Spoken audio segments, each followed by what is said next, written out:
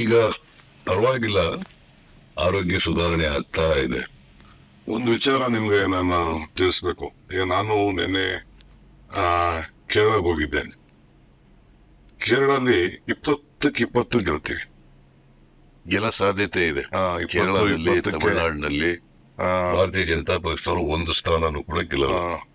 ಪಾಂಡಿಚೇರಿ ಇಲ್ಲ, ಆಂಧ್ರ ಇಲ್ಲ, ಹೌದು, ಆಂಧ್ರ ಇಲ್ಲ, ಕೇರಳ ಇಲ್ಲ, ತೆಲಂಗಾಣ ಅದರಲ್ಲೂ ಕೂಡ ಕಡಿಮೆ. ತೆಲಂಗಾಣ ಒಂದು 12 ನಾವು ಬರ್ತೀವಿ ಅಂತ ನಮ್ಮವ್ರು ಹೇಳ್ತಾ ಇದ್ದಾರೆ. ಇಲ್ಲಿ ಕರ್ನಾಟಕ ನನ್ನ ಲೆಕ್ಕಾಚಾರ 20 ಸೀಟು ಈಗ ನಾವು ಮುಟ್ತೀವಿ. ಈಗ ನಾನು ಹೇಳ್ತಾ ಇದ್ದಲ್ಲ, ನಾನು ಯಾವಾಗಲೂ ಹೇಳ್ತಿದ್ದೆ ಈ ಸಾರಿ 15-20 ಗೆಲ್ಬಹುದು ಅಂತ. ಈಗ ನಾವು ಪ್ರವಾಸ ಮಾಡಿ ಪ್ರಚಾರ ಮಾಡಿದ್ಮೇಲೆ ಗೊತ್ತಾಗ್ತಾ ಇದೆ 20ಕ್ಕಿಂತ ಜಾಸ್ತಿ ಗೆಲ್ತೀವಿ ನಾವು ಅಂತಕ್ಕಂಥ ವರದಿನೂ ಹಂಗ ತರ ಬರ್ತಾ ಇದೆ. ಮತ್ತೆ ನಾವು ಕೂಡ ಜನರ ನಾಡಿ ಮಿಡ್ತ ನೋಡಿದಾಗ 20ಕ್ಕಿಂತ ಹೆಚ್ಚು ಸ್ಥಾನ ಗೆಲ್ತೀವಿ ಅಂತ ಅನ್ಸುತ್ತೆ. ಆಮೇಲೆ ಮೋದಿಯಲ್ಲಿ ಎಲ್ಲೂ ಕಾಣ್ತಾರ ಸರ್. ನವನೀತ್ ರಾಣಾ ಅಂತ ಹೇಳಿ ಬಿಜೆಪಿ ಕ್ಯಾಂಡಿಡೇಟ್, ಅವ ಎಮ್ಮನೇ ಹೇಳಿರ್ತಕ್ಕಂಥದ್ದು, ಬಿಜೆಪಿ ಕ್ಯಾಂಡಿಡೇಟ್ ಹೇಳಿರ್ತಕ್ಕಂಥದ್ದು. ನಾವ್ ಹೇಳೋದಕ್ಕಿಂತ ಆ ಎಮ್ಮ ಹೇಳಿರ್ತಕ್ಕಂಥದ್ದು ಮೋದಿಯವರ ಅಲೆ ಇಲ್ಲ, ಅದರಿಂದ ನೀವು ಎಚ್ಚರಿಕೆಯಿಂದ ಕೆಲಸ ಮಾಡಬೇಕು ಅಂತ ಕಾರ್ಯಕರ್ತರಿಗೆ ಹೇಳಿದ್ದಾರೆ. ದಟ್ ಶೋಸ್ ಎಲ್ಲೂ ಕೂಡ ಇಡೀ ದೇಶದಲ್ಲಿ, ಮಹಾರಾಷ್ಟ್ರದಲ್ಲಿ ಇಲ್ಲ ಅಂತಂದ್ರೆ ಇಡೀ ದೇಶದಲ್ಲಿ ಇಲ್ಲ ಅಂತ ಆಗತ್ತೆ. ಕರ್ನಾಟಕದಲ್ಲಿ ಇಲ್ವೇ ಇಲ್ಲ, ಬೇರೆ ಕಡೆನೂ ಕೂಡ ಮೋದಿ ಅಲೆ ಇಲ್ಲ. ಆಮೇಲೆ ಶಿವಮೊಗ್ಗದಲ್ಲಿ ಮೋದಿ ಭಾಷಣ ನೀವು ಬಹುಶಃ ಅಬ್ಸರ್ವ್ ಮಾಡಿದ್ರೆ ಗೊತ್ತಿಲ್ಲ. ನನಗೆ ಊಟಕ್ಕಿಂತ ಅವ್ರು ಕೇಳಲಿಲ್ಲ, ಕ್ಯಾಂಡಿಡೇಟ್ಗಳ ಹೆಸರು ಹೇಳವ್ರೆ. ಬೇರೆ ಕಡೆ ನನ್ಗೆ ಸ್ಟ್ರೆಂತ್ ಕೊಡಿ, ನನ್ಗೆ ಇದು ಮಾಡಿ ಅಂತ ಹೇಳ್ತಾರೆ, ಅಲ್ಲಿ ಕ್ಯಾಂಡಿಡೇಟ್ಗಳ ಹೆಸರು ಹೇಳವ್ರೆ. ದಟ್ ಮೀನ್ಸ್ ಈ ಆಲ್ಸೋ ಹ್ಯಾಸ್ ಅಂಡರ್ಸ್ಟುಡ್. ಈಗ ಇದಕ್ಕೆ ಹೋಗಿದೆ ಸರ್, ಬೆಳಗಾಂಗೆ ನಾಮಿನೇಷನ್ ಫೇಲ್ ಮಾಡಕ್ಕೆ. ಆಮೇಲೆ ಶಿವಮೊಗ್ಗ ಹೋಗಿದೆ ನಿನ್ನೆ. ಶಿವಮೊಗ್ಗ ಬೆಳಗಾಂ ಎರಡು ಕವರ್ ಮಾಡಿದೆ. ಶಿವಮೊಗ್ಗದಲ್ಲಿ ಆ ಜನ ನೋಡಿದ್ರೆ ಯಾವ ಕಾರಣಕ್ಕೂ ಯಡಿಯೂರಪ್ಪನವ್ರ ಮಗ ಗೆಲ್ಲಕ್ಕೆ ಸಾಧ್ಯ ಇಲ್ಲ. ಬೆಳಗಾಮಲ್ಲೂ ಅಷ್ಟೇ, ಅವರ ಸಂಘಟನೆ, ಆ ಜನ ಬಂತು ಉತ್ಸಾಹ, ಆಮೇಲೆ ನಮ್ಮಲ್ಲಿ ಒಗ್ಗಟ್ಟು, ನಮ್ ಬಿಗ್ ಸ್ಟ್ರೆಂತ್ ಒಂದು ಒಗ್ಗಟ್ಟು. ಸರ್, ಜಸ್ಟ್ ಒಂದು ಸಿಂಪಲ್ ಕ್ಯಾಲ್ಕುಲೇಷನ್. ದೇಶದಲ್ಲಿ 300 ಜನ ಗೆದ್ದಿದ್ರು, 100 ಚಿಲ್ಲರೆ ಸೀಟ್ ಚೇಂಜ್ ಮಾಡೋರೆ. ಅವ್ರ ಕ್ಯಾಂಡಿಡೇಟ್ಗಳು ಚೆನ್ನಾಗಿದ್ರೆ ಯಾಕೆ ಚೇಂಜ್ ಮಾಡ್ತಿದ್ರು? There is a strong anti-incumbency against the MPs and also against the government. ಆ ಕಾರಣದಿಂದಲೇ ಇಡೀ ದೇಶದಲ್ಲಿ 100 ಜನರಿಗೂ ಹೆಚ್ಚು ಸಿಟ್ಟಿಂಗ್ ಎಂಪಿಗಳನ್ನ ಬದಲಾವಣೆ ಮಾಡಿರ್ತಕ್ಕ. ಕರ್ನಾಟಕದಲ್ಲೂ ಕೂಡ 13-14 ಜನರು ಬದಲಾವಣೆ ಮಾಡಿರೋದು, ಅವರೆಲ್ಲರೂ ಸೋಲ್ತಾರೆ ಅನ್ನೋ ಕಾರಣಕ್ಕೋಸ್ಕರ ಅದೆಲ್ಲ ಬದಲಾವಣೆ ಮಾಡಿರೋದು. ಕೇಂದ್ರ ಸರ್ಕಾರಕ್ಕೆ ಎಲ್ಲ ಮಿನಿ ಚಾನಲ್ಸ್ ಅವರಿಗೆ ದೇಶದಲ್ಲಿ ಏನಾಗ್ತಾ ಇದೆ, ಎಂಪಿಗಳ ಮೇಲೆ ಯಾವ ತರ ಆಂಟಿ ಇನ್ಕಂಬೆನ್ಸಿ ಇದೆ, ನಮ್ಮ ಸರ್ಕಾರದ ಮೇಲೆ ಯಾವ ತರ ಅಭಿಪ್ರಾಯ ಇದೆ ಜನಗಳದು ಅನ್ನೋದು ಬೇಕಾದಷ್ಟು ಇದೆ. ಅದರಿಂದ ಅವರಿಗೆ ಮಾಹಿತಿ ಕೊರತೆ ಇಲ್ಲ. ಅವ್ರಿಗೆ ಮಾಹಿತಿ ಸಿಕ್ಕಿನೇ ಅವರು ಈ ಸಾರಿ 200-220 ಗೆಲ್ಬಹುದು ಅಂತ ಅವರ ಲೆಕ್ಕಾಚಾರ ಇದೆ. ಬಿಜೆಪಿ ಕಾರ್ಯಕರ್ತರಿಗೆ ಸ್ವತಃ ನರೇಂದ್ರ ಮೋದಿ ಅವರಿಗೆ ಗೊತ್ತಾಗಿದೆ, ಜನಗಳು ಅವರ ಅಭಿಪ್ರಾಯ ಏನು ಅಂತಕ್ಕಂಥದ್ದು ಗೊತ್ತಾಗಿದೆ. ಯಾಕಂತಂದ್ರೆ ಜನಗಳಿಗೆ ಬಹಳ ಸುಳ್ಳುಗಳು ಹೇಳಿ ದಾರಿ ತಪ್ಪಿಸಕ್ಕಾಗಲ್ಲ. ಜನಗಳು ಈಗ 10 ವರ್ಷ ಅವರನ್ನು ನೋಡಿದ್ದಾರೆ. 10 ವರ್ಷ ನೋಡಿದ ಮೇಲೆ ಅವರ ಬಣ್ಣ ಬಯಲಾಗಿದೆ, ಜನಗಳು ಅರ್ಥ ಮಾಡ್ಕೊಂಡಿದ್ದಾರೆ. ನರೇಂದ್ರ ಮೋದಿ ಅವರು ಸುಳ್ಳು ಹೇಳ್ತಾ ಇದ್ದಾರೆ, ಅವ್ರು ಕೊಟ್ಟಂತ ಭರವಸೆಗಳನ್ನ ಈಡೇರಿಸಿಲ್ಲ 10 ವರ್ಷಗಳಲ್ಲಿ. ಸೊ ಹಾಗಾಗಿ ಇವತ್ತು ಜನರು ಬಿಜೆಪಿ ಬಗ್ಗೆ ವಿಶ್ವಾಸ ಕಳ್ಕೊಂಡಿದ್ದಾರೆ. ಆ ಕಾರಣಕ್ಕೋಸ್ಕರ ನರೇಂದ್ರ ಮೋದಿ ಅವರ ಅಲೆನೂ ಕೂಡ ಈಗಿಲ್ಲ. ಸೊ ಈ ಕಾರಣದಿಂದ ಕಾಂಗ್ರೆಸ್ ಪಕ್ಷಕ್ಕೆ ಈ ಸಾರಿ ಹೆಚ್ಚು ಅವಕಾಶಗಳಿದಾವೆ ಅಂತಕ್ಕಂಥದ್ದು ಮಾಧ್ಯಮದ ಮೂಲಕ, ಪತ್ರಿಕೆಗಳ ಮೂಲಕ, ಜನರ ಅಭಿಪ್ರಾಯದ ಮೂಲಕ ತಿಳ್ಕೊಳ್ಳಿಕ್ಕೆ ಸಾಧ್ಯ. ಸರ್, ಇದು ಇನ್ನೊಂದು, ನನಗೆ ಡೆಲ್ಲಿಯಿಂದ, UP-ಯಿಂದ, ಬೇರೆ ಬೇರೆ ಸ್ಟೇಟ್ಸ್ ಇಂದ ಎಲ್ಲ ನನ್ನ ಹತ್ರ ಮಾತಾಡ್ತಾ ಇದ್ದಾರೆ. ಐ ಥಿಂಕ್ ಯಾವ ಕಾರಣಕ್ಕೂ 200 ಮೇಲೆ ದಾಟಲ್ಲ ಸರ್ ಇಂಡಿ. ಹಾಗೆ ನನ್ಗಿರೋ ಇನ್ಫಾರ್ಮೇಶನ್ ಕೂಡ ಅಷ್ಟೇನೆ, 200-220 NDA ಬರ್ಬೋದು ಅಂತ ಅವ್ರಿಗೂ ಗೊತ್ತಾಗಿದೆ, ಬಿಜೆಪಿ ಅವ್ರಿಗೂ ಗೊತ್ತಾಗಿದೆ. ಅದಕ್ಕೆ ಸ್ಟ್ರಾಟಜಿಕ್ ಆಗಿ 400 ಅಂತ ಹೇಳಿದ್ರು. ಸೊ ಕರ್ನಾಟಕದಲ್ಲಿ ನಮ್ಮ 5 ಗ್ಯಾರಂಟಿಗಳಿಂದ ಏನು ಇಂಪ್ಯಾಕ್ಟ್ ಆಗಿದೆ ಜನರ ಮೇಲೆ, ಮತದಾರರ ಮೇಲೆ ಏನು ಇಂಪ್ಯಾಕ್ಟ್ ಆಗಿದೆ, ಬಹುಶಃ ಅದು ಇಡೀ ರಾಷ್ಟ್ರದಲ್ಲಿ ಆಗ್ತದೆ ಅಂತಕ್ಕಂಥದ್ದು. ರಾಷ್ಟ್ರೀಯ ಕಾಂಗ್ರೆಸ್ ಕೂಡ ಈ ಗ್ಯಾರಂಟಿಗಳು ಘೋಷಣೆ ಮಾಡಿರೋದ್ರಿಂದ ಇದು ಮನಮನೆಗೆ ತಲುಪೋದ್ರಿಂದ ಕರ್ನಾಟಕದಲ್ಲಾದಂಥ ಬೆಳವಣಿಗೆ ಅಲ್ಲೂ ಕೂಡ ದೇಶದಲ್ಲೂ ಕೂಡ ಆಗುತ್ತೆ ಅಂತ ಹೇಳಿ ನಾನು ಅನ್ಕೊಂಡಿದ್ದೀನಿ. ಇವತ್ತು ನೋಡಿ ರಾಹುಲ್ ಗಾಂಧಿ ಒಂದು ಮಾತಾಡಿದ್ರು ನಮ್ಮ ಕೋಲಾರ ಭಾಷೆದಲ್ಲಿ, 22 ದೊಡ್ಡ ಸಾಹುಕಾರಗಳಿಗೆ ಎಷ್ಟು ಕೋಟಿ ಸಾಲ ಮನ್ನಾ ಮಾಡಿದೆ ನಂಬರ್ 1. ಅದೇ 22 ಜನಕ್ಕೆ ಎಷ್ಟಾಗಿದೆ ಅಂತಂದ್ರೆ ಇಡೀ ದೇಶದ ಎಲ್ಲಾ ಬಡವರಿಗೂ ರೈತರು ಹಂಚಬಹುದಾಯ್ತು ಆ ದುಡ್ಡನ್ನ ಅಲ್ಲಿ ಮಾಡದೆ ಅಂತ. ರಾಹುಲ್ ಗಾಂಧಿ ಅವರು ಅವ್ರ ಭಾಷಣದಲ್ಲಿ 22 ಶ್ರೀಮಂತ ಕುಟುಂಬಗಳಿಗೆ, ಕಾರ್ಪೊರೇಟ್ ಬಾಡಿಗಳಿಗೆ 16 ಲಕ್ಷ ಕೋಟಿ, ಅಂದ್ರೆ ನಮ್ದಷ್ಟು ನಮ್ ಬಜೆಟ್ ಅಷ್ಟು 15 ಸ್ಟೇಟ್. ನಮ್ ಬಜೆಟ್ ಇರ್ತಕ್ಕಂಥದ್ದು 3,71,000 ಕೋಟಿ. ಅದರ ಎಷ್ಟು ಪಟ್ಟು ಜಾಸ್ತಿ ಆಗ್ತದೆ? 5 ಪಟ್ಟು ಜಾಸ್ತಿ ಆಗುತ್ತೆ. 5 ಪಟ್ಟು ಹಣದ ಕಾರ್ಪೊರೇಟ್ ಬಾಡಿಗಳಿಗೆ ಮನ್ನಾ ಮಾಡಿಬಿಟ್ಟಿದ್ದಾರೆ. ಸೊ ರೈತರ ಸಾಲ ಮನ್ನಾ ಮಾಡಿಲ್ಲ, ಕಾರ್ಪೊರೇಟ್ ಬಾಡಿಗಳವ್ರದ್ದು ಸಾಲ ಮನ್ನಾ ಮಾಡಿದ್ದಾರೆ. This is how they are not for poor people, they are for rich people, they are for corporate bodies.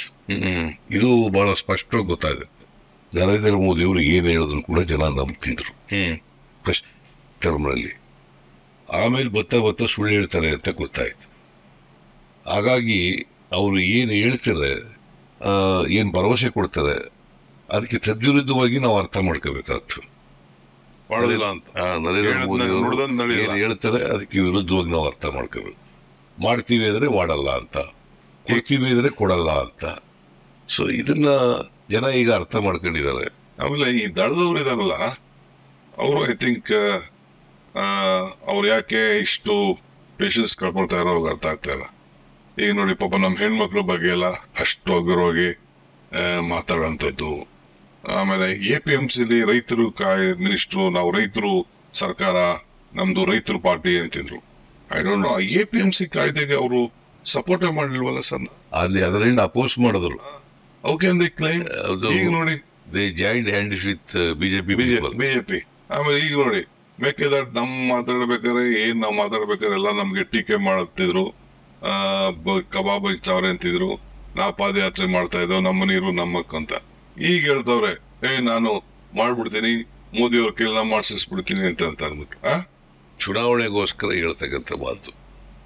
JDS-ನವ್ರು ಇದಾರಲ್ಲ, ಅವ್ರ ಸರ್ವೈವಲ್ಗೋಸ್ಕರ ಏನ್ ಬೇಕಾದ್ರೂ ಮಾಡ್ತಾರೆ, ಏನ್ ಸುಳ್ಳು ಬೇಕಾದ್ರೂ ಹೇಳ್ತಾರೆ. ವೆಂಕಟೇಶ್ ಮೊನ್ನೆ ಹೇಳ್ತಿದ್ದ ಸರ್, ನಮ್ಮ ಪ್ರಿಯಪಟ್ಟದ ವೆಂಕಟೇಶ್, ಯಾಕೆ ನಾನು ಬಿಟ್ಟು ಬಂದೆ ಅಂತ. ಒಬ್ರು ಫ್ಯಾಮಿಲಿ ಬಿಟ್ರೆ ಇನ್ನೊಂದು ಹೆಸರು ಯೋಚನೆ ಮಾಡ್ಕೋಬಾರ್ದಂತೆ. ನನ್ಗೆ ಸರ್, ನನ್ನ ಪೊಲಿಟಿಕಲ್ 40 ವರ್ಷದ ಅನುಭವ ನನಗೆ, ನಾನು ಎಲೆಕ್ಷನ್ ಯಾವ ಕಾರಣಕ್ಕೂ ಸರ್ 4 ಸೀಟ್ ಗೆಲ್ಲಕ್ ಚಾನ್ಸ್ ಇಲ್ಲ ಸರ್. ಐದರ್ ಮಂಡ್ಯ ಆರ್ ಹಾಸನ್ ಆರ್ ಬೆಂಗಳೂರು ಅಲ್ಲ, ಇಂಪಾಸಿಬಲ್. ಆಯ್ತು ಅವ್ರೇನೋ ಮಾಡ್ಕೊಂಡು ಹೋಗಿ, ಬಟ್ ಅವ್ರ ಪಾರ್ಟಿ ಮುಂದಕ್ಕೆ, ಅವ್ರ ಪಾರ್ಟಿ ನನಗೇನೋ, ನಾನು ಆ ವರ್ಕರ್ಸ್ಗೂ ಪಾಪ ಅವ್ರಿಗೆ ಹೇಳ್ತಾ ಇದ್ದೀನಿ, ಯಾಕೆ ಸುಮ್ಮನೆ ವೇಸ್ಟ್ ಮಾಡ್ಕೊಳ್ತಾ ಇದ್ದೀರಾ? ಸುಮ್ಮನೆ ನಿಮ್ ಟೈಮು ಬರೀ ಸ್ವಾರ್ಥಕ್ಕೆ ನಿಮ್ ಪಾರ್ಟಿ ಉಪಯೋಗಿಸ್ಕೊಳ್ತಾರೆ. ನೀವು ಬದುಕದ್ ನೀವು ನೋಡಿ ಅಂತ ನಾನು ಎಲ್ಲಾ ಕಡೆ ಮಂಡ್ಯ, ರಾಮನಗರ, ನಮ್ಮ ಜಿಲ್ಲೆಯಲ್ಲಿ ಹಾಸನದವ್ರಿಗೆಲ್ಲ ಹೇಳ್ತಾ ಇದ್ದೀನಿ. ಪಾಪ ವರ್ಕರ್ಸ್ ಏನ್ ಮಾಡ್ತಾರೆ, ಹಳ್ಳಿಗಳಲ್ಲಿ ಬೆಳಗ್ಗೆ ಸಾಯಂಕಾಲ ಬಡದಾಡಿ ನಮ್ಮ ವಿರುದ್ಧ ಎಲ್ಲ ಓಡಾಡ್ಕೊಂಡಿದ್ದವ್ರು. ಈಗ ಅಟ್ಲೀಸ್ಟ್ ಅವ್ರು ಏನೋ ಒಂದು ದಾರಿಯನ್ನು ನೋಡ್ಕೊಳ್ರಪ್ಪ. ಇನ್ನೇನು ಅವ್ರ ಸರ್ಕಾರ ಇದ್ದತೆ, ಅವ್ರ ಪಾರ್ಟಿ ಬಂದತೆ, ಅದಾಗತ್ತೆ. ಸುಮ್ಮನೆ ಆಗ್ತಾವ್ರೆ, ಸರ್ಕಾರ ಹೊಂಟೋಗ್ತಿದೆ. ಏನು ಮಡಕೆ ಕೆಟ್ಟೋಯ್ತಾ ಇದು? ನಾವು 136 ಸ್ಥಾನ ಇದ್ದೀವಿ, ಸರ್ಕಾರ ಬಿದ್ದೋಯ್ತದೆ. ದೇವೇಗೌಡರಂತವ್ರು ಇಷ್ಟೊಂದು ಅನುಭವ ಇರ್ತಕ್ಕಂಥವ್ರು ಸರ್ಕಾರ ಬೀಳ್ತದೆ ಅಂತಕ್ಕಂಥ ಮಾತುಗಳು ಆಡ್ತಾ ಇರೋದಿದೆಯಲ್ಲ, ಅದು ಚುನಾವಣಾ ಗಿಮಿಕ್ಕು ಮತ್ತೆ ಸ್ಟ್ರಾಟಜಿ ಅಷ್ಟೇ. ಈಗ ಕರ್ನಾಟಕದಿಂದ 25 ಜನ MP ಗೆದ್ರು. ಆಮೇಲೆ ಸುಮಲತಾ ಸೇರ್ಕೊಂಡ್ರು, 26 ಆಯ್ತು. ಈಗ ಪ್ರಜ್ವಲ್ ರೇವಣ್ಣನು ಕೂಡ ಅವ್ರ ಜೊತೆ ಇದ್ದಾರೆ, 27 ಜನ ಆಯ್ತು. ಒಂದು ದಿನ ಇಷ್ಟೆಲ್ಲ ಅನ್ಯಾಯಗಳಾಗ್ತಾ ಇದ್ರು ಕೂಡ ಕರ್ನಾಟಕಕ್ಕೆ ಒಬ್ಬ ಬಾಯಿ ಬಿಡ್ಲಿಲ್ಲ, ಒಬ್ಬ ಲೋಕಸಭಾ ಸದಸ್ಯ ಬಾಯಿ ಬಿಡ್ಲಿಲ್ಲ, ಎಕ್ಸೆಪ್ಟ್ DK ಸುರೇಶ್ ಬಿಟ್ರೆ ಇನ್ಯಾರು ಕೂಡ ಮಾತಾಡ್ಲಿಲ್ಲ. ಅಂದ್ರೆ ಇವರು ಯಾವ ಜನರನ್ನ ಪ್ರತಿನಿಧಿಸ್ತಾರೆ ಆ ಜನರ ಸಮಸ್ಯೆಗಳನ್ನು ಕೂಡ ಹೇಳ್ಕೊಳ್ತಕ್ಕಂಥ ಪ್ರಯತ್ನವನ್ನ ಮಾಡಲಿಲ್ಲ. ಸೊ ಹಾಗಾಗಿ ಅಲ್ಲ, ಒಂದು ಸರ್ ಹೌದೇ ಗೌರ್ಮೆಂಟ್ ಇತ್ತಲ್ಲ, ಎಲ್ಲ ಹೋಗಿ MP ಅಟ್ಲೀಸ್ಟ್ ಆಸ್ ಪಾರ್ಲಿಮೆಂಟ್ ಬೇಡ, ಪ್ರೈಮ್ ಮಿನಿಸ್ಟರ್ ಹೋಗಿ ನಮ್ ಸರ್ಕಾರ ಇದೆ ದುಡ್ಡು ಕೊಡಿ ಅಂತ ಅವ್ರ ಸರ್ಕಾರಕ್ಕೆ ದುಡ್ಡು ಕೊಡ್ಸಿಲ್ವಲ್ಲ ಇವರು. ಈಗ ಇಷ್ಟೆಲ್ಲ ಆಯ್ತಲ್ಲ, ಮಹದಾಯಿ ಯೋಜನೆಯಲ್ಲಿ ನೋಟಿಫಿಕೇಶನ್ ಎಲ್ಲ ಆಗಿದೆ. ಟ್ರಿಬ್ಯುನಲ್ ಅವರು ಕೂಡ ವರದಿ ಕೊಟ್ಟಿದ್ದಾರೆ, ಸುಪ್ರೀಂ ಕೋರ್ಟ್ ಅವರು ಕೂಡ ಸ್ಟೇ ಕೊಟ್ಟಿಲ್ಲ. ಎನ್ವೈರನ್ಮೆಂಟ್ ಕ್ಲಿಯರೆನ್ಸ್ ಮಾಡಬೇಕು. ಅದು ಕೇಂದ್ರ ಸರ್ಕಾರ ಮನಸ್ಸು ಮಾಡಿದ್ರೆ ಒಂದ್ ದಿನದಲ್ಲಿ ಆಗ್ತಕ್ಕಂಥ ಕೆಲಸ. ಮೇಕೆದಾಟು ಇದೆಯಲ್ಲ, ಇವತ್ತು ಕುಡಿಯ ನೀರಿನ ಯೋಜನೆ ಅದು ಬ್ಯಾಲೆನ್ಸಿಂಗ್ ರಿಸರ್ವಾಯರ್. ಅದರಿಂದ ತಮಿಳುನಾಡಿಗೇನು ಲಾಸ್ ಇಲ್ಲ, ಏನ್ ತೊಂದರೆ ಆಗೋದಿಲ್ಲ.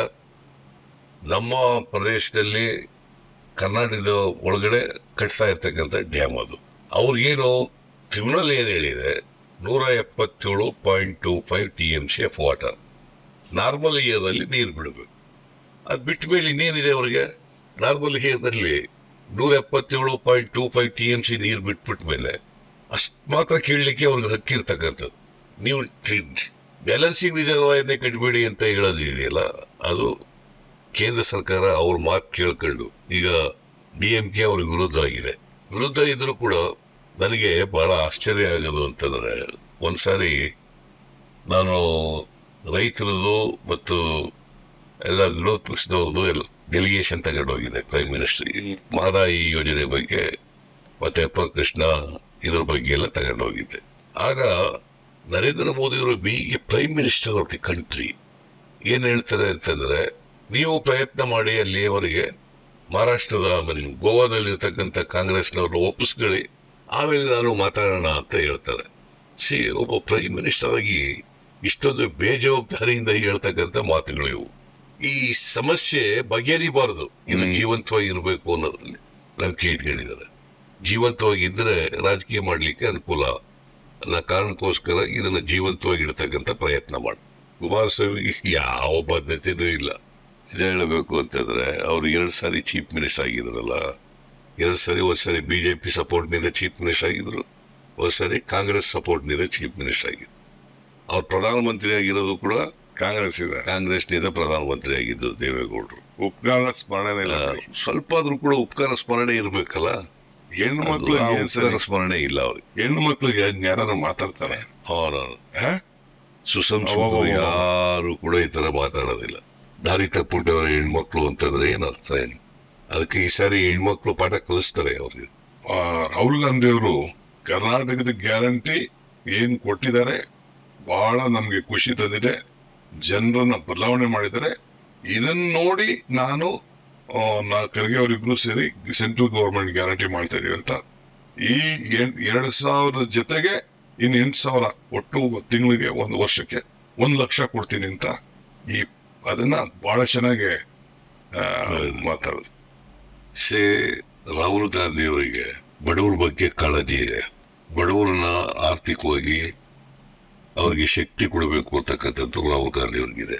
ಅದು ಯಾರಿಗೆ ಕಮಿಟ್ಮೆಂಟ್ ಇರ್ತದೆ, ಯಾರಿಗೆ ಈ ದೇಶದ ಸಮಸ್ಯೆಗಳ ಬಗ್ಗೆ ಕ್ಲಾರಿಟಿ ಇರ್ತದೆ, ಅವ್ರು ಮಾತ್ರ ಈ ತರದ ಪರಿಹಾರ ಕೊಡ್ಲಿಕ್ಕೆ ಪ್ರಯತ್ನ ಮಾಡ್ತಾರೆ. ಸೊ ಈಗ ಮನಮೋಹನ್ ಸಿಂಗ್ ಅವ್ರ ಕಾಲದಲ್ಲಿ ಬೇಸಿಕ್ ಯಾವ್ಯಾವ ಸಮಸ್ಯೆಗಳಿದ್ದಾವೆ ಮೂಲಭೂತವಾಗಿ, ಆ ಸಮಸ್ಯೆಗಳಿಗೆ ಪರಿಹಾರ ಕೊಡ್ತಕ್ಕಂಥ ಪ್ರಯತ್ನ ಮಾಡೋದು. ಫುಡ್ ಸೆಕ್ಯೂರಿಟಿ ಆಕ್ಟ್ ಮಾಡಿದ್ರು, ರೈಟ್ ಟು ಎಜುಕೇಶನ್ ಮಾಡಿದ್ರು, ನೋಡಿ ನಾವು ಫುಡ್ ಇನ್ಫಾರ್ಮೇಶನ್ ಮಾಡಿದ್ರು. ಸರ್, ಫುಡ್ ಸೆಕ್ಯೂರಿಟಿ ಆಕ್ಟ್ ನಾವು ಮಾಡಿದ್ವು, ಅವ್ರು ಹೇಳವ್ರೆ ಇನ್ನು 5 ವರ್ಷ ಕೊಡ್ತೀನಿ ಅಂತ. ಮಾಡಿದ್ರು ನಾವು ಕಾನೂನು ತಂದಿರೋ ನಾವು. ಅಂದ್ರೆ ಇನ್ನು 5 ವರ್ಷ ಮುಂದುವರಿಸ್ತೀವಿ ಅಂತ, 5 ವರ್ಷದ ಮೇಲೆ ನಿಲ್ಲಿಸ್ಬಿಡ್ತೀವಿ ಅಂತ ಕಾನೂನೇ ಮಾಡಿದೀವಲ್ಲ. ಕಾನೂನೇ ಮಾಡಿದೀವಿ. ಫುಡ್ ಸೆಕ್ಯೂರಿಟಿ ಲಾ ಮಾಡಿರ್ತಕ್ಕಂಥದ್ದು. ಈ ದೇಶದ ಜನರು ಯಾರು ಕೂಡ ಹಸಿವಿನಿಂದ ನರಳಬಾರದು ಅನ್ನೋದು ಫುಡ್ ಸೆಕ್ಯೂರಿಟಿ ಆಕ್ಟ್ ಹಿಂದೆ ಇರ್ತಕ್ಕಂಥ ಉದ್ದೇಶ. ಈ ಉದ್ದೇಶನ ಸಫಲ ಮಾಡೋದ್ರಲ್ಲಿ ಕಾಂಗ್ರೆಸ್ ಪಾರ್ಟಿ ಪ್ರಾಮಾಣಿಕವಾಗಿ ಪ್ರಯತ್ನ ಮಾಡ್ತದೆ. ಈ ಬಿಜೆಪಿಯವರು ಓಟ್ಗೋಸ್ಕರ ಮಾಡ್ತಾ ಇರ್ತಕ್ಕಂಥ. ಆಮೇಲೆ ಯೂತ್ಸ್ಗೆ ನಮ್ಮ ಪಾರ್ಟಿಯವರು ಏನೊಂದು ಮಾಡಿದ್ದಾರೆ, 1 ಲಕ್ಷ ಕೊಡ್ತೀವಿ ವರ್ಷಕ್ಕೆ ಅಂತ. ಅದು ಒಳ್ಳೆ ಸ್ಕೀಮೆ. ಅಪ್ರೆಂಟಿಸ್ಶಿಪ್ ಕೊಟ್ಟು ಪ್ರೈವೇಟ್ ಅಲ್ಲಿ PUCಗಳಲ್ಲಿ ಮಾಡಿಸ್ಬಿಟ್ಟು ಸಮಾಜಕ್ಕೆ ಅವ್ರನ್ನ ತಯಾರು ಮಾಡಿ 1 ಲಕ್ಷ ಕೊಡ್ತೀವಿ ಅಂದ್ರೆ 8,000 ರೂಪಾಯಿ ಕೊಡ್ತೀವಿ, 8,000 ರೂಪಾಯಿ ಅನ್ನೋದು. ಈಗ ಅದು ಒಂದು ಒಳ್ಳೆ ಸ್ಕೀಮು. ಆಮೇಲೆ ಹೆಲ್ತ್ ಸಹ 25 ಲಕ್ಷದವರೆಗೂ ಹೆಲ್ತ್ ಇನ್ಶೂರೆನ್ಸ್ ಕವರ್ ಆಗಂಗೆ ಬಹುಶಃ ಯಾರಿಗೂ ಕೂಡ ಇನ್ ಮುಂದಕ್ಕೆ ಹೆಲ್ತ್ ಅಲ್ಲಿ ದುಡ್ಡು ಕಟ್ಟಂಗಿಲ್ಲ, ಅದೊಂದು ಒಳ್ಳೆ ಸ್ಕೀಮು. ರೈತರಿಗೆ ಮಿನಿಮಮ್ ಸಪೋರ್ಟ್ ಪ್ರೈಸ್ ಇದೆಯಲ್ಲ, ಅದನ್ನ ಸ್ವಾಮಿನಾಥನ್ ವರದಿ ಶಿಫಾರಸ್ ಮಾಡಿದ್ದಾರೆ. ಆ ಶಿಫಾರಸನ್ನ ಒಪ್ಪಿಕೊಂಡು ಅದರ ಪ್ರಕಾರ ಮಾಡೋದ್ರಿಂದ ರೈತರಿಗೆ ಎಷ್ಟು ಖರ್ಚಾಗಿರ್ತದೆ, ಉತ್ಪಾದನಾ ವೆಚ್ಚ ಎಷ್ಟಿರ್ತದೆ, ಅದ್ರ ಮೇಲೆ 50% ಕೊಡೋದ್ರಿಂದ ರೈತರು ಬಹಳ ಖುಷಿ ಆಗ್ತಾರೆ, ರೈತರಿಗೆ ನಷ್ಟ ಆಗೋದಿಲ್ಲ. ಅವ್ರು ಆದಾಯ ಡಬಲ್ ಮಾಡ್ತೀನಿ ಅಂತ ಹೇಳಿದ್ರು, ಅದ್ಯಾಕೆ ಅದಕ್ಕೆ ಕೈ ಹಾಕ್ಲಿಲ್ಲ ನನಗೆ ಅರ್ಥ ಆಗ್ತಿಲ್ಲ. ಇಲ್ಲ ಪ್ರಯತ್ನನೇ ಮಾಡಲಿಲ್ಲ ಅವರು. ಇವತ್ತು ನೋಡಿ ರೈತರ ಉತ್ತರ ಕರ್ನಾಟಕದ ಉತ್ತರ ಭಾರತದಲ್ಲಿ ಗಲಾಟೆ ಮಾಡ್ತಾರೆ. ಇವತ್ತಿನವರಿಗೆ ಅದನ್ನ ಪ್ರಯತ್ನನೇ ಮಾಡಿಲ್ಲ ಅವರು, ಬಿಜೆಪಿ ಸರ್ಕಾರ. ರೈತರ ಆದಾಯ ದುಪ್ಪಟ್ಟು ಮಾಡ್ತೀವಿ ಅಂತ ಹೇಳಿದ್ರಲ್ಲ, ಅದ್ರ ಬಗ್ಗೆ ಪ್ರಯತ್ನನೇ ನಡೆದಿಲ್ಲ. ಆಮೇಲೆ ಇನ್ನೊಂದು ಒಳ್ಳೇದು ಕೆಲಸ ಸೇರಿದೆ, 400 ರೂಪಾಯಿಗೆ ಮನ್ರೇಗಾ ಮಾಡುವುದು ಪ್ಲಸ್ ಅರ್ಬನ್ಗೂ ಮಾಡ್ತೀವಿ ಅಂತ ಹೇಳಿದ್ದಾರೆ. ಈಗೇನು ನಮ್ ಕೆಲವು ಪಂಚಾಯತಿಗಳಿಗೆ ಬಹಳ ಅವಶ್ಯಕತೆ ಇದೆ, ಅರ್ಬನ್ಗೂ ಮಾಡಬೇಕು. ಯಾಕೆಂದ್ರೆ ಎಷ್ಟೋ ಪಟ್ಟಣ ಪಂಚಾಯತಿಗಳಿದೆ, ಎಲ್ಲ ಇದೆ. ಪಾರ್ಟಿಯವರು ಇದೊಂದು MSP ಬಗ್ಗೆ ಅನೌನ್ಸ್ಮೆಂಟ್ ಮಾಡಿದ್ದಾರೆ. ಆಮೇಲೆ ರೈತರ ಸಾಲ ಮನ್ನದ ಬಗ್ಗೆ ಬಹಳ ದೀರ್ಘವಾಗಿ ಇವತ್ತು ಮನಮೋಹನ್ ಸಿಂಗ್ ಅವರು ಮಾಡದಂತ ಇದು ತಲುಪಿದ ವಿಚಾರ ಕೂಡ ಇವತ್ತು ಪ್ರಸ್ತಾವನೆ ಬಂತು. ಮನಮೋಹನ್ ಸಿಂಗ್ ಅವ್ರ ಕಾಲದಲ್ಲಿ ರೈತರ ಸಾಲ 72,000 ಕೋಟಿ ಸಾಲ ಮನ್ನಾ ಮಾಡಿದ್ರು. ಅವತ್ತು ಮನಮೋಹನ್ ಸಿಂಗ್ ಅವರು 12 ವರ್ಷಗಳ ಹಿಂದೆ ಮಾಡಿದ್ದದು. ಈಗ 16 ಲಕ್ಷ ಕೋಟಿ ರೂಪಾಯಿಗಳನ್ನ ಕಾರ್ಪೊರೇಟ್ ಬಾಡಿಗಳಿಗೆ ಮನ್ನಾ ಮಾಡಿಬಿಟ್ಟಿದ್ದಾರೆ. ಅದನ್ನೇ ರೈತರ ಸಾಲ ಮನ್ನಾ ಮಾಡಲಿಕ್ಕೆ ಇನ್ನೇಟ್ ಹೊಡಿತಾ ಇದ್ದಾರೆ. ಸೊ ಅದಕ್ಕೋಸ್ಕರ ಕಾಂಗ್ರೆಸ್ ಪಕ್ಷ ಅಧಿಕಾರಕ್ಕೆ ಬಂದ್ರೆ ನಾವು ರೈತರ ಸಾಲ ಮನ್ನಾ ಮಾಡ್ತೀವಿ, MSP ಬಗ್ಗೆ ಕಾನೂನು ಮಾಡ್ತೀವಿ ಅಂತ ಇವನ್ನ ಈ ಕೊಟ್ಟಿರ್ತಕ್ಕಂಥ ಭರವಸೆಗಳಿದಾವಲ್ಲ, ಇವು ನಿಜಕ್ಕೂ ಕೂಡ ಜಾರಿ ಮಾಡಬೇಕಾಗಿರ್ತಕ್ಕಂಥವು ಮತ್ತು ಅದನ್ನ ರೈತರಿಗೆ ತಲುಪಿಸೋ ರೀತಿಯಲ್ಲಿ ಮಾಡಿದ್ರೆ ಬಹಳ ಅನುಕೂಲ ಆಗ್ತದೆ. ಇನ್ನೊಂದು ನಮ್ಮ ಮೇಲೆ ಒಂದು ಡೆವಲಪ್ಮೆಂಟ್ ಅಂತ ಮಾತಾಡ್ಸಿದ್ರೆ ಅಲ್ಲ, ನಾವು ಅವ್ರಿಗೆ ಅರ್ಥನೇ ಆಗ್ತಾ ಇರೋನು. ಡೆವಲಪ್ಮೆಂಟ್ ಅಂದ್ರೆ ಈಗ 1.5 ಕೋಟಿ ಕುಟುಂಬ, we are almost lifting their from above the financial crisis. ಆಮೇಲೆ ನಾವು 1,25,00,000 ಅಷ್ಟು ಡೆವಲಪ್ಮೆಂಟ್ ಇಟ್ಟಿದ್ವಿ ಈ ವರ್ಷ ಬಜೆಟ್. ಈ ವರ್ಷ ಬಜೆಟ್ ನಲ್ಲಿ 1,20,000 ಕೋಟಿ ನಾವು ಡೆವಲಪ್ಮೆಂಟ್ಗೆ ಇಟ್ಟಿರ್ತಕ್ಕಂಥ ಹಣ. ಅದರಲ್ಲಿ 52,000 ಕೋಟಿ ರೂಪಾಯಿ ಈ ಗ್ಯಾರಂಟಿ ಯೋಜನೆಗಳಿಗೆ, ಇನ್ನು 68,000 ಕೋಟಿ ರೂಪಾಯಿ ಡೆವಲಪ್ಮೆಂಟ್ಗೆ, ನೀರಾವರಿ ಇರ್ಬೋದು, PWD ಇರ್ಬೋದು, ರೂರಲ್ ಡೆವಲಪ್ಮೆಂಟ್ ಇರ್ಬೋದು, ಈ ಎಲ್ಲ ಕುಡಿಯ ನೀರಿಂದಿರ್ಬೋದು, ಇವಕ್ಕೆಲ್ಲಕ್ಕೂ ಕೂಡ ಸುಮಾರು 68,000 ಕೋಟಿ ಇಟ್ಟಿದ್ದೀವಿ. 5 ಗ್ಯಾರಂಟಿ ಯೋಜನೆಗಳನ್ನು ನಾವು ಇಂಪ್ಲಿಮೆಂಟ್ ಮಾಡಿದ್ದೀವಿ. ಅವು ಟಾರ್ಗೆಟೆಡ್ ಗ್ರೂಪ್ ಅನ್ನ ತಲುಪಿದಾವೆ. ಜನಗಳು ಅದರ ಫಲವನ್ನ ಈಗಾಗಲೇ ಪಡ್ಕೊಂಡಿದ್ದಾರೆ. ಸೊ ಈಗ ನಾವು ಮಾಡಬೇಕಾಗಿರ್ತಕ್ಕಂಥ ನಮ್ಮ ಕಾರ್ಯಕರ್ತರು, ಕಾಂಗ್ರೆಸ್ ಪಕ್ಷ ಕೇಂದ್ರದಲ್ಲಿ ಏನ್ ಮಾಡಿದೆ, ಏನೇನೋ ಅವರ ಮ್ಯಾನಿಫೆಸ್ಟೋದಲ್ಲಿ ಹೇಳಿದ್ದಾರೆ. ಈಗ ನ್ಯಾಯಪತ್ರ ಅಂತೇಳಿ ಹೊರಡಿಸಿದ್ದಾರೆ. ಆ ನ್ಯಾಯಪತ್ರದಲ್ಲಿ 25 ಗ್ಯಾರಂಟಿಗಳನ್ನ ಘೋಷಣೆ ಮಾಡಿದ್ದಾರೆ. ಆ 25 ಗ್ಯಾರಂಟಿಗಳಲ್ಲಿ 5 ಪ್ರಮುಖವಾದಂತ ಗ್ಯಾರಂಟಿಗಳನ್ನ ಹೇಳಿದ್ದಾರೆ. ಇದನ್ನ ಮನೆ ಮನೆಗೆ ತಲುಪಿಸ್ತಕ್ಕಂಥ ಕೆಲಸವನ್ನು ನಮ್ಮ ಕಾರ್ಯಕರ್ತರು ಮಾಡಬೇಕು. ಯಾಕಂದ್ರೆ ಬಹಳ ಜನಕ್ಕೆ ಕೇಂದ್ರ ಸರ್ಕಾರದ ಈ ಗ್ಯಾರಂಟಿಗಳು ಇನ್ನೂ ಗೊತ್ತಾಗೋ ರೀತಿಯಲ್ಲಿ ನಮ್ಮ ಕಾರ್ಯಕರ್ತರು ಮನೆ ಮನೆಗೆ ಹೋಗಿ, ನಾವು ಹಿಂದೆ ನಮ್ಮ ಗ್ಯಾರಂಟಿಗಳನ್ನ ತಲುಪಿಸ್ತಲ್ಲ, ಗ್ಯಾರಂಟಿ ಚೆಕ್ಗೆಲ್ಲ ಸೈನ್ ಮಾಡಿ ನಾವಿಬ್ರು ಸೈನ್ ಮಾಡಿದ್ದು, ಆ ಚೆಕ್ನ ತಲುಪಿಸಿದ್ರು ಎಲ್ಲ ನಮ್ಮ ಕಾರ್ಯಕರ್ತರು. ಜನರಿಗೆ ಅರ್ಥ ಆಯ್ತು ಅದು. ಈಗ ಖರ್ಗೆ ಅವರು ಮತ್ತು ರಾಹುಲ್ ಗಾಂಧಿನೂ ಸೈನ್ ಹಾಕೋರೆ ನೋಡಿ. ಅದೇ ಖರ್ಗೆ ಅವರು ರಾಹುಲ್ ಗಾಂಧಿ ಸೈನ್ ಹಾಕಿರ್ತಕ್ಕಂಥ ನಮ್ ಸೈನ್ ಇಲ್ಲಿ ಗ್ಯಾರಂಟಿ ಕಾರ್ಡ್ ಅನ್ನ ಮನೆ ಮನೆಗೆ ತಲುಪಿಸ್ತಕ್ಕಂಥ ಕೆಲಸ. ಆಮೇಲೆ ವರ್ಕರ್ಸ್ ಸಹ ನಮ್ಮ ಪಾರ್ಟಿ ವರ್ಕರ್ಸ್ ಪಾಪ ಈಗ ಬಹಳ ಖುಷಿಯಾಗಿದ್ದಾರೆ. ಪ್ರತಿ ಅಸೆಂಬ್ಲಿ ಸೆಗ್ಮೆಂಟ್ 15 ಜನ ಮಾಡಿದ್ವಿ. ಹಾಸ್ಪಿಟಲ್ ಕಮಿಟಿ, ಸ್ಕೂಲ್ ಕಮಿಟಿ, ಬೇರೆ ಆರಾಧನಾ ಆಶ್ರಮ ಎಲ್ಲ ಮಾಡಿದ್ವಿ. ಮಿಕ್ಕಿದ್ದು ಸ್ಟೇಟ್ ಬೋರ್ಡ್, ಕಾರ್ಪೊರೇಷನ್ ಕೆಲವು ಮೆಂಬರ್ಸ್ ಎಲ್ಲ ಇದೆ. ಅದನ್ನ ನೆಕ್ಸ್ಟ್ ಒಂದ್ ತಿಂಗಳಲ್ಲೇ 1.5 ತಿಂಗಳಲ್ಲೇ ಯಾರು ಚೆನ್ನಾಗಿ ಕೆಲಸ ಮಾಡಿದ್ದಾರೆ. ಈಗ ಎಲೆಕ್ಷನ್ ಫಸ್ಟ್ ಟೈಮ್ ಸುಮಾರು 5-6 ಸಾವಿರ ಕಾರ್ಯಕರ್ತರಿಗೆ ಅವರಿಗೆ ಅನೇಕ ಕಮಿಟಿಗಳಲ್ಲಿ ಹಾಕಿ ಅವರು ಸರ್ಕಾರ ಜೊತೆ ಕೆಲಸ ಮಾಡಲಿಕ್ಕೆ ಅನುವು ಮಾಡಿಕೊಟ್ಟಿರ್ತಕ್ಕಂಥದ್ದು ಇದು ಮೊದಲನೇ ಬಾರಿ. ಅದರಿಂದ ಕಾರ್ಯಕರ್ತರು ಎಲ್ಲರೂ ಕೂಡ ಖುಷಿಯಾಗಿದ್ದಾರೆ ಅಂತಕ್ಕಂಥದ್ದನ್ನ. ಈಗ ಮಿಕ್ಕಿದೆಲ್ಲ ಮುಗಿಸ್ಬಿಡ್ಬೇಕು ಸರ್. ಅದೇ ಮಾಡೋದು ಬೇಡ, ಚುನಾವಣೆ ಆದ ತಕ್ಷಣ ಒಂದ್ ತಿಂಗಳಲ್ಲೇ ಕ್ಲೋಸ್ ಇಟ್. ಎಲ್ಲ ತರಿಸ್ಕೊಂಡು ಎಲ್ಲಾ ತಾಲೂಕಿಗೂ ಒಂದೊಂದು ಅವಕಾಶ ಸಿಕ್ಕಂಗೆ ಇರುತ್ತೆ.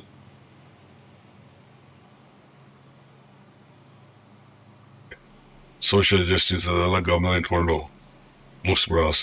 ಒಳ್ಳೆ ರಿಸಲ್ಟ್ ಅಂತೂ ಬರ್ತದೆ ಸರ್. ನಾವು ಮಾಡಿರೋ ಕೆಲಸಕ್ಕೆ ಜನ ನಮ್ಮ ಮೇಲೆ ವಿಶ್ವಾಸ ಅಂತೂ ಇಟ್ಟವ್ರೆ ಸರ್.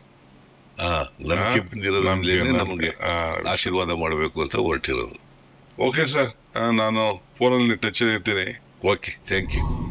ಮತ್ತಷ್ಟು